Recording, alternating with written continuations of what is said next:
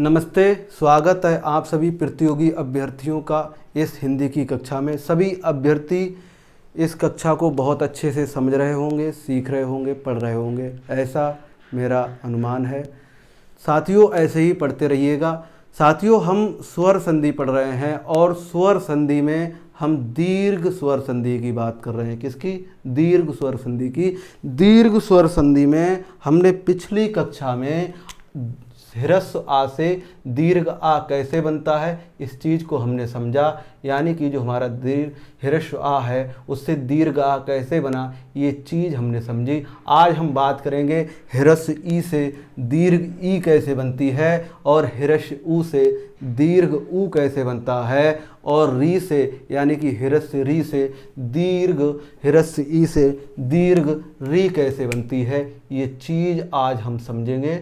और ये चीज़ जब हम समझ जाएंगे तो हमारे लिए हिंदी बहुत सरल हो जाएगी, संधि बहुत सरल हो जाएगी।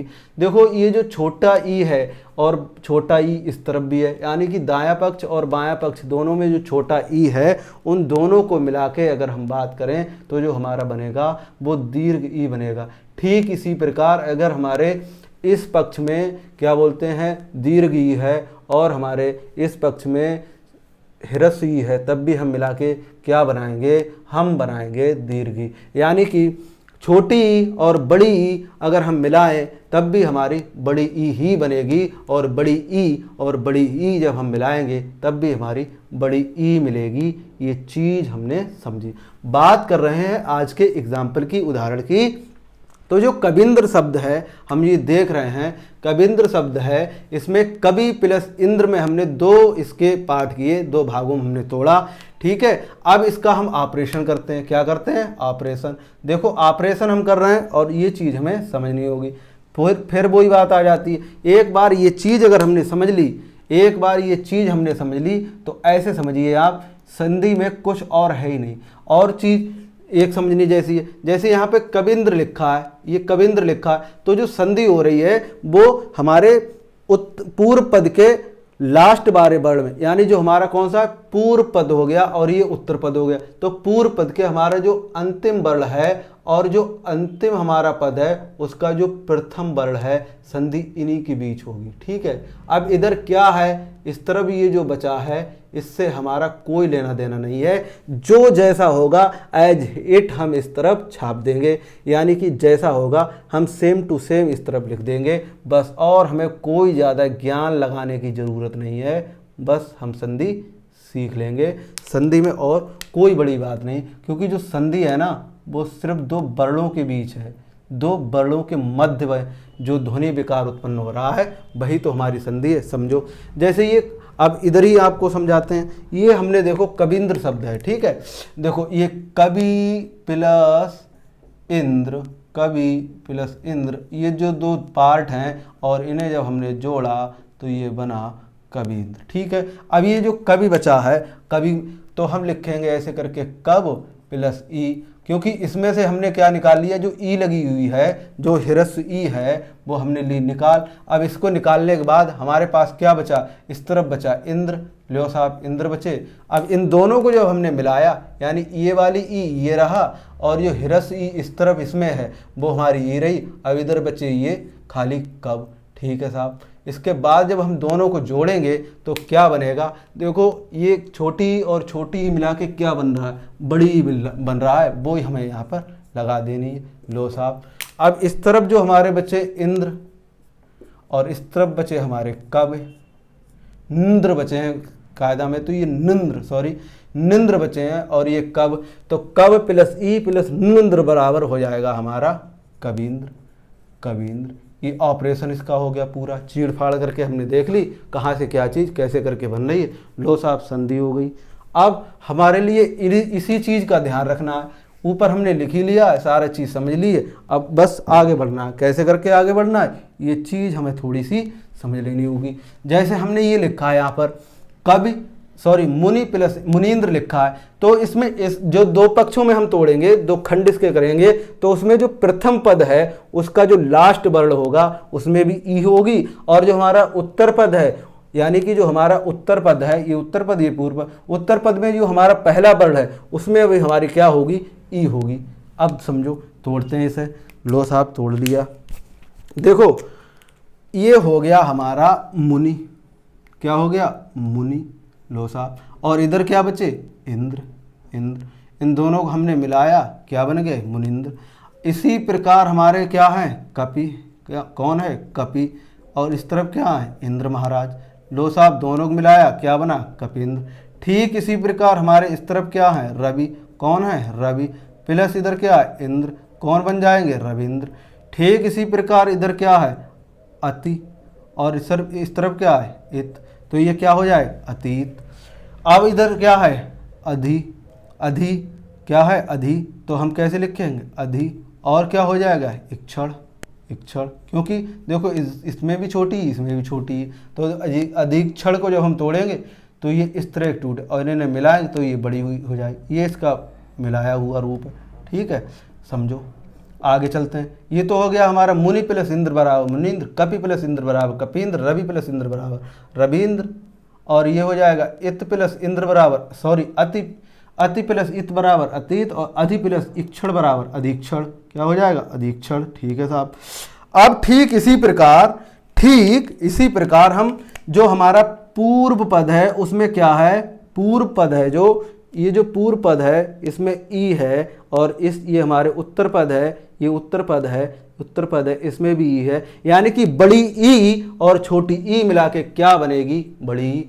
बड़ी ई और छोटी ई मिला के क्या बनेगी, बड़ी। बड़ी ई और छोटी ई मिला के क्या बनेगी, बड़ी। लो साहब, बड़ी ई बना देते हैं। अभी लो, इस तरफ हमें लिखना है ऐसे करके, सची, सची प्लस इंद्र, इंद्र क्या हो गया, सचिंद्र।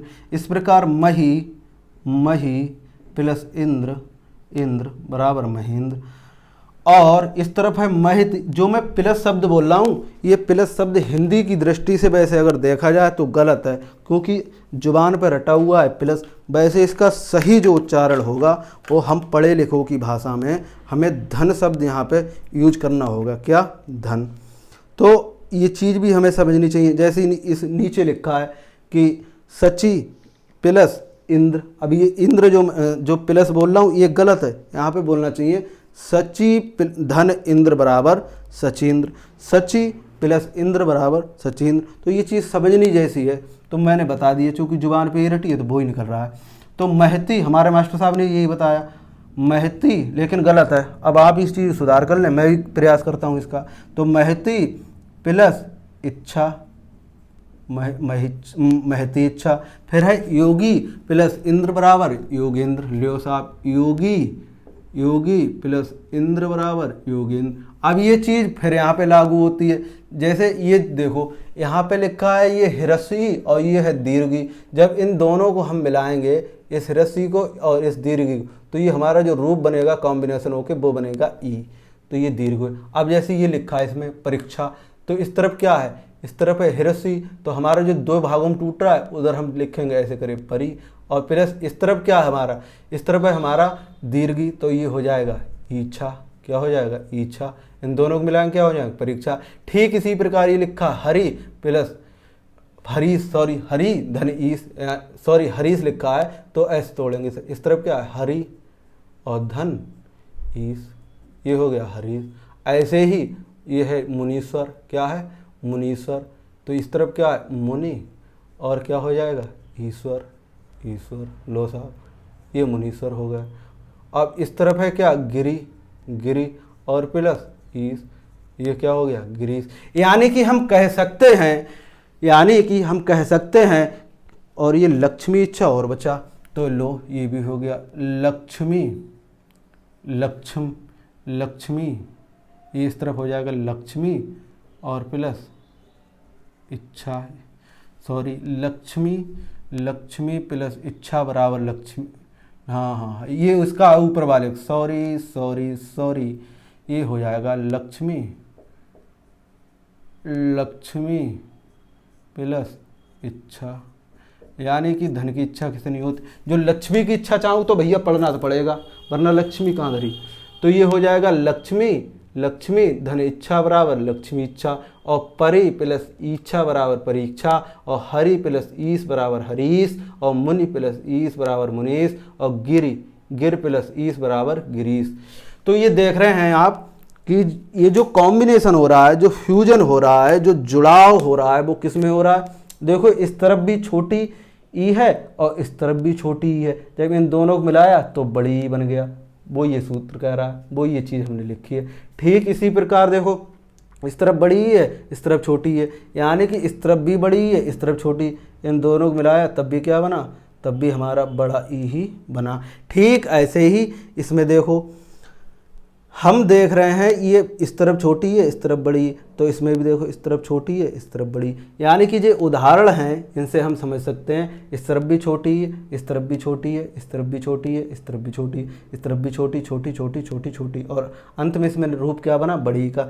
ठीक है ऐसे ही तो हम कह सकते हैं, नीचे तक चले जाएंगे कि मुनि प्लस इंद्र बराबर मुनीन्द्र, कपि प्लस इंद्र बराबर कपीन्द्र, रवि प्लस इंद्र बराबर रवीन्द्र, अति प्लस ईत बराबर अतीत, अधिक्षण में अधि प्लस इक्षण बराबर अधिक्षण, अधि प्लस इक्षण बराबर अधिक्षण, और सचि प्लस इंद्र बराबर सचेंद्र, मही प्लस इंद्र बराबर महेंद्र, और हमारा हो जाएगा महती प्लस इच्छा बराबर महती इच्छा, योगी प्लस इंद्र बराबर योगेंद्र, और लक्ष्मी प्लस इच्छा बराबर लक्ष्मी इच्छा, और परि प्लस इच्छा बराबर परीक्षा, और हरि प्लस ईश बराबर हरीश, और मुनि प्लस ईश्वर बराबर मुनीश्वर, और गिर प्लस ईश बराबर गिरीश। हम कह सकते हैं जो पर्वत के ईश हैं वो गिरीश हैं, और जो मुनियों के ईश्वर हैं वो मुनीश्वर हैं, और जो हरि के ईश हैं वो हरीश हैं, और जो परि में इच्छा रखते हैं वो परीक्षा है, जो परीक्षा है वो परीक्षा है, और लक्ष्मी में जिसकी इच्छा है वो लक्ष्मी इच्छा है,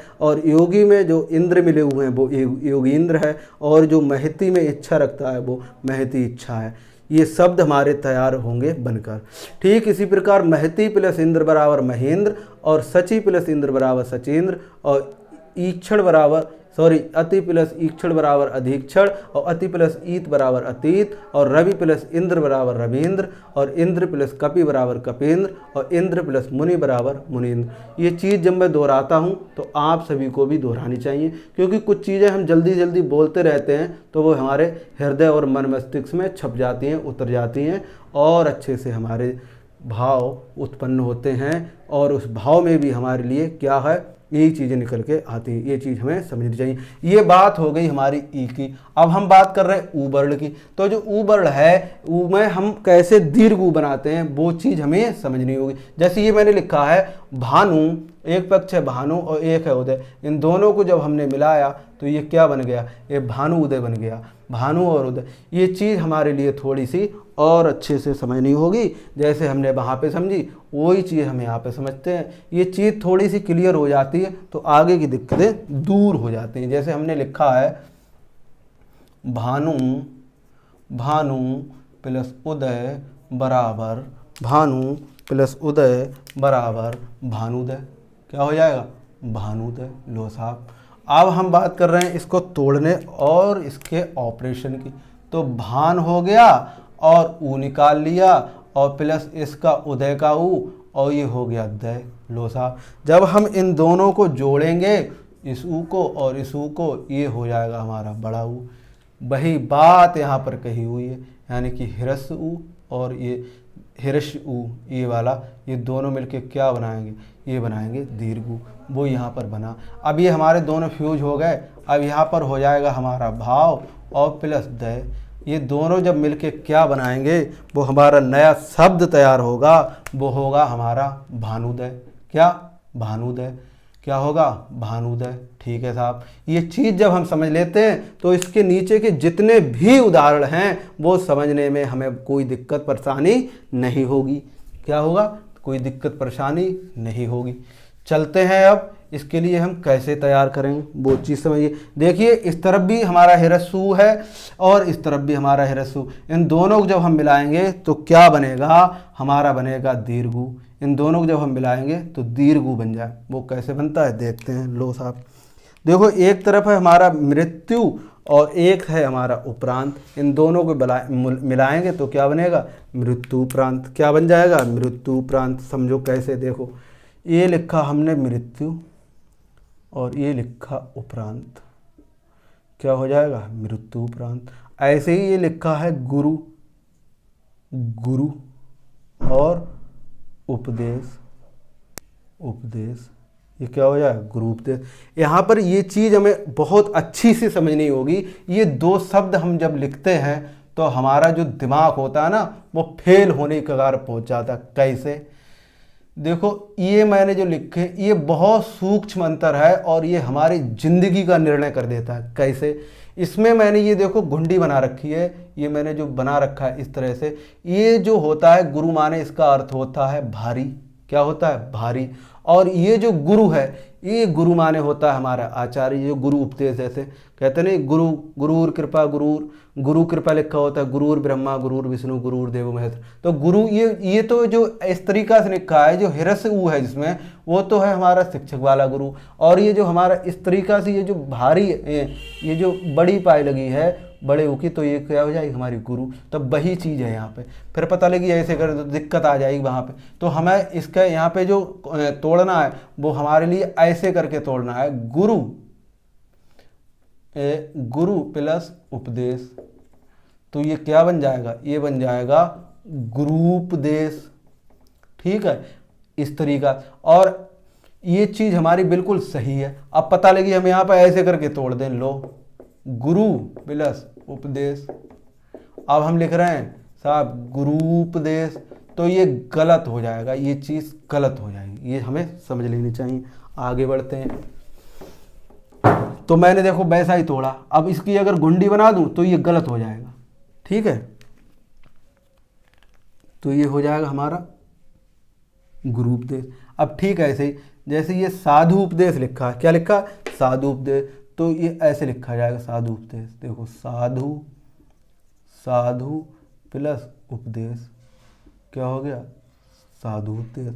ठीक ऐसे ये है कूट, कटु, तो कटु और क्या हो जाएगा? उक्ति, क्या हो जाएगा? कटु उक्ति।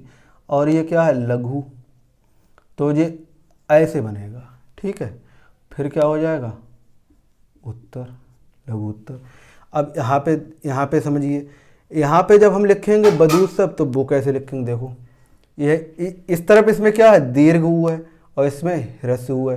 जब इन दोनों को मिलाएंगे तो तीसरा अक्षर क्या बनेगा? बनेगा बड़ा ऊ। ये चीज़ हम समझे कैसे? देखो ये है हमारा बधू, ये इस तरीका से बने, सॉरी ऐसे, यानी जो बधू होती ना तो क्या होता है?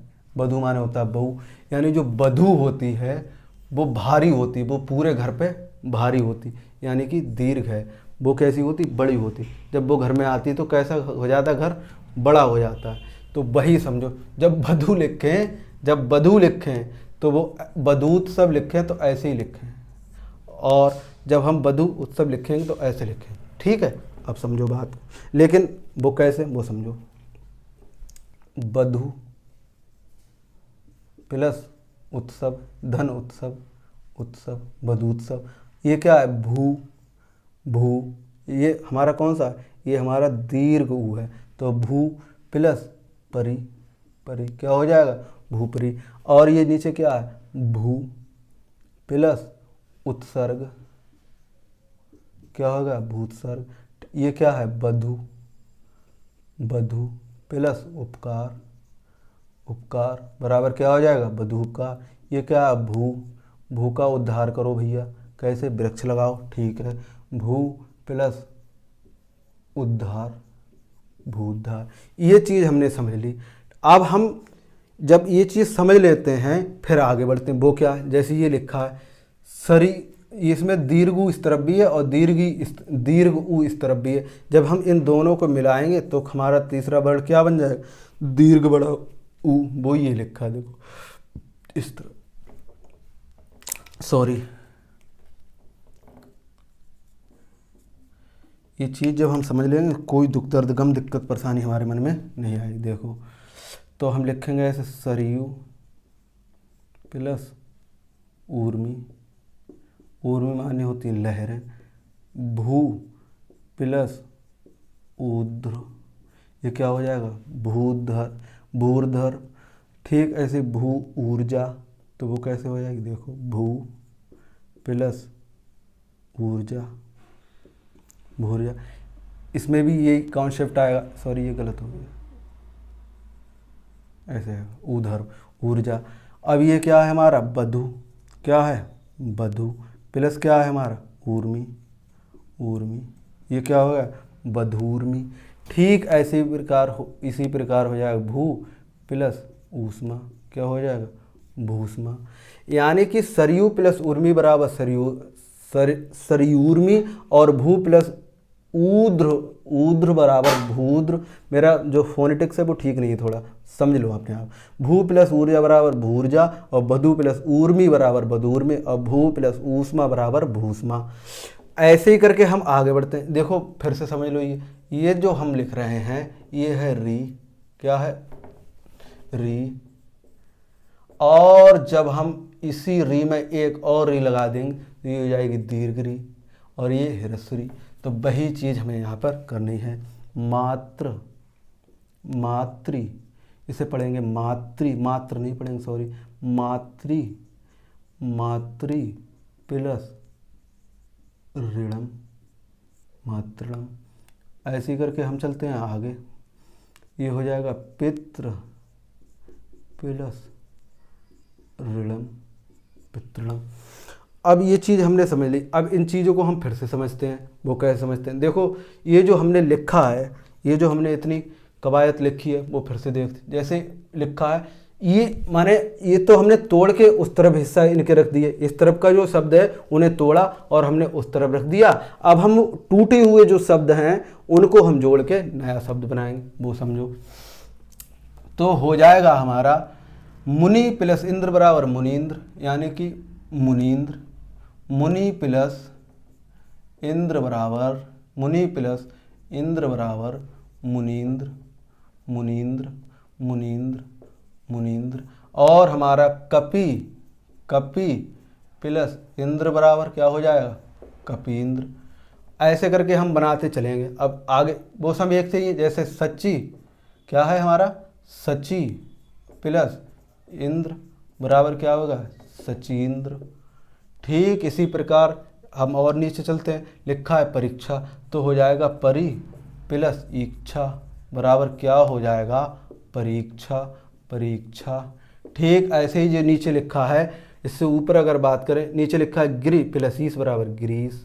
ठीक हम ऐसे ही चलते हैं। अब ये हमारा आ जाएगा मृत्यु प्लस उपरांत, मृत्यु प्लस उपरांत बराबर क्या हो जाएगा, मृत्यु उपरांत। ये देखो ये लिखा हमने मृत्यु, मृत्यु प्लस उपरांत, उपरांत बराबर क्या हो जाएगा, मृत्युपरांत, मृत्युपरांत, मृत्युपरांत। अब ऐसे करके ये नीचे लिखा है बधु, बधु प्लस उत्सव, उत्सव बराबर क्या हो जाएगा, बधूत्सव, बधूत्सव। ऐसे करके जी ये लिखा है सरयू, सरयू प्लस ऊर्मी, ऊर्मी, ऊर्मी, ऊर्मी बराबर क्या हो जाएगा, बराबर क्या हो जाएगा, सरयूर्मी, सरयूर्मी, सरयूर्मी। ये क्या होगा, सरयूर्मी। ठीक ऐसे ही करके हम जब नीचे देखेंगे तो ये लिखा है, क्या लिखा है वो समझो। ये लिखा है हमारा मातृ, मातृ प्लस प्लस ऋणम, ऋणम बराबर क्या हो जाएगा, मातृणम, क्या हो जाएगा, मातृणम। ऐसे लिखा है हमारा पितृ, पितृ प्लस ऋणम बराबर क्या हो जाएगा, पितृणम, पितृणम, पितृणम। तो ये हमने समझ लिया। यानी कि जो माता का ऋण है और पिता का ऋण है वो तो हम पे रहेगा ही रहेगा। और एक चीज़ हमें समझ लेनी चाहिए कि इस संसार में, इस संसार में सिर्फ दो ही परंपराएं ऐसी हैं जो अपने से सामने वाले को आगे बढ़ते देखकर खुश होती हैं, माता पिता और गुरु।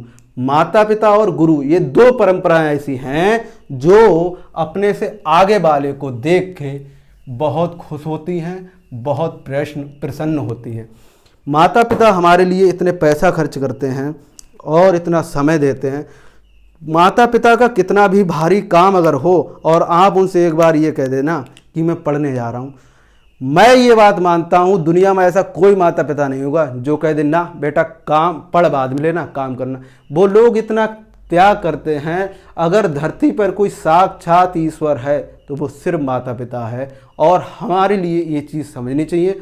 माता पिता को, सभी माता पिताओं को संसार में जितने हैं उनको मेरा प्रणाम कि वो धन्य है जो हमारे लिए समय, ऊर्जा और जो है सब चीज़ का प्रबंध करते हैं। ऊर्जा है, समय है, धन है, वैभव, सबका इंतजाम करते हैं।